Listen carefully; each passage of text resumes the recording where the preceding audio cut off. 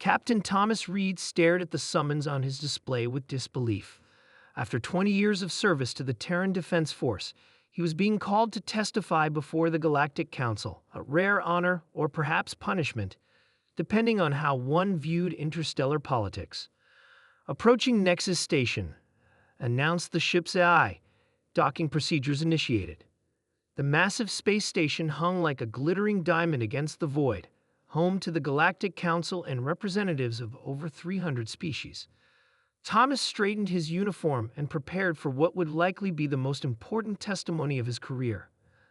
The council chamber hummed with the murmurs of dozens of alien species. At the center stood Arbiter Kos, a tall, gray-skinned being whose 8 eyes scanned the room with ancient wisdom. This special session addresses Amendment 47B to the Galactic War Conventions, Kos announced, voice resonating throughout the chamber. The proposal: a complete ban on human participation in sanctioned interspecies conflicts. Protests erupted from the human delegation while representatives from the Medusan and Vrol empires nodded approvingly. Kos raised a hand for silence. We call Captain Thomas Reed to provide testimony regarding the incident at Tos Ceti. Thomas approached the speaking platform, acutely aware of the hundreds of alien eyes tracking his movements. Captain Reed, Kos began, please explain to the Council what occurred during the Battle of Tos Ceti in your own words. Thomas cleared his throat. 3 standard months ago, the Terran vessel Intrepid responded to a distress call from the neutral colony on Tos Ceti IV. Upon arrival, we found Medusan warships bombarding civilian settlements in direct violation of convention rules. Ambassador Vrex of the Medusan Collective rose. We were conducting authorized military exercises against legitimate military targets. Civilian hospitals aren't military targets, Thomas replied coldly. Our scans confirm this. Continue, Captain, Kos instructed. We engaged the Medusan fleet as permitted under Defensive Protocol 15. The battle was proceeding according to conventional standards until Thomas paused, remembering the chaos. Until Private James Wilson lost his brother to Medusan fire. After that, he improvised. The chamber fell silent. Improvised how? Kos pressed. Private Wilson commandeered a maintenance shuttle, loaded it with mining explosives from the cargo bay, and Thomas took a deep breath. He piloted it manually, rejecting AI override, directly into the Medusan flagship's primary reactor housing. Gasps echoed through the chamber. A single human, with improvised weapons, destroyed our most advanced warship. The Medusan ambassador's translator couldn't fully convey his incredulity. Yes, and that's not the worst part, Thomas continued. When we reviewed the shuttle's transmissions, Wilson was laughing. He was making jokes about going out with a bang, something called a Leroy Jenkins maneuver, apparently a reference to ancient human battle tactics.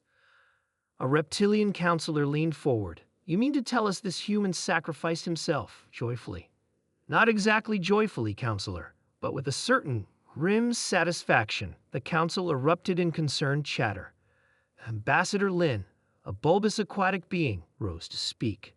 I wish to remind the Council that this is not an isolated incident. At the Battle of Rigel, humans converted mining equipment into what they called Railbin's primitive but effective mass drivers.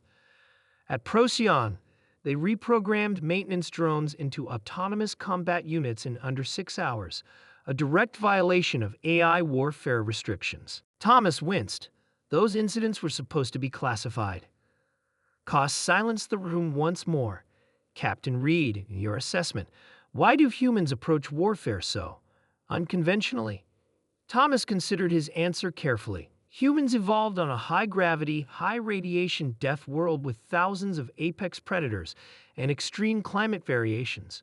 Throughout our history, we've had to improvise to survive. When a bear is charging, you don't consult the manual. You grab whatever's at hand. But the Galactic Conventions, a counselor began. With respect, Thomas interrupted, humans view rules of war as general guidelines, not absolute constraints. When lives are at stake, especially civilian lives, we prioritize effectiveness over convention. The council chambers erupted again. This is precisely why humans must be banned, shouted the Medusan ambassador. They are unpredictable. They do not respect proper military doctrine. Arbiter Koss raised all four hands for silence. Captain Reed, one final question. If this amendment passes, how do you believe humanity will respond? Thomas stood straighter. We will respect the Council's decision, but understand this. If our worlds are threatened, rules or no rules, humanity will defend itself. And speaking frankly, you don't want to see what we come up with when we're truly desperate. A shiver seemed to pass through the assembled delegates. 3 hours later, the vote was unanimous. Amendment 47B passed without a single objection. Humanity was officially banned from participating in galactic wars. Back on Earth, the Terran Defense Minister read the Council's decision to the assembled military command. So, General Alice Parker said after a moment of silence, "We're banned from their wars." Effective immediately, the minister confirmed. To everyone's surprise, Parker smiled. Good. Their rules were getting in our way anyhow. Pardon? The minister looked confused. Minister, do you know why the Vrex Empire suddenly supported this ban, despite being our closest ally? Parker asked. They said something about preserving galactic stability, Parker laughed. 2 months ago, I showed their military attaché our historical records of the world wars, specifically our rapid industrial conversion from civilian to military production. He was horrified. The minister's eyes widened with understanding. They're not afraid we'll lose, Parker explained. They're afraid we'll win, and what we might become in the process. The room fell silent as the implications sank in. The real reason humans were banned from galactic war wasn't because they were weak. It was because they were terrifying.